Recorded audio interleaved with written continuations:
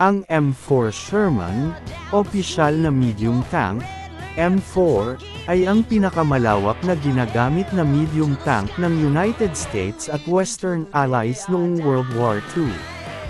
Ang M4 Sherman ay napatunayang maaasahan, medyo murang gawin, at available sa napakaraming bilang. Ito rin ang batayan ng ilang iba pang mga armored fighting vehicle kabilang ang self-propelled artillery, tank destroyer, at armored recovery vehicle.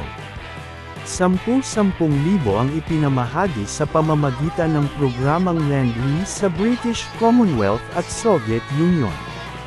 Ang tangke ay pinangalanan ng British pagkatapos ng American Civil War General na si William Tecumseh Sherman.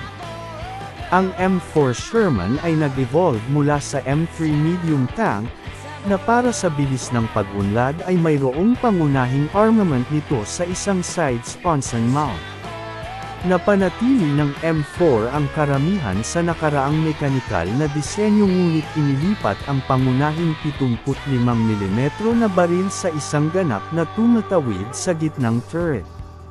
Ang isang tampok, isang one-axis gyro stabilizer, ay hindi sapat na tumpak upang payagan ang pagpapaputok kapag gumagalaw ngunit tumulong na panatilihing nakatutok ang baril sa halos tamang direksyon kapag huminto ang tangke upang magpaputok.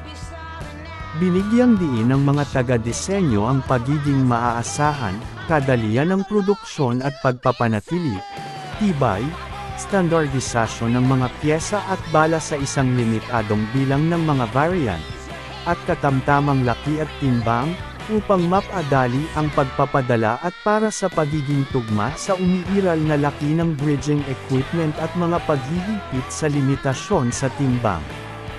Ang mga salik na ito, na sinamahan ng superior na armor at armament ng Sherman, ay nalampasan ang mga light at medium na tangke ng Aleman noong 1939-42. Ang M4 ay ang pinaka-produce na tangke sa kasaysayan ng Amerika, na may 49,324 na ginawa, kabilang ang mga variant. Noong ikalawang digmaang pandaigdig, pinangunahan ng Sherman ang maraming opens iba ng mga allies pagkatapos ng 1942.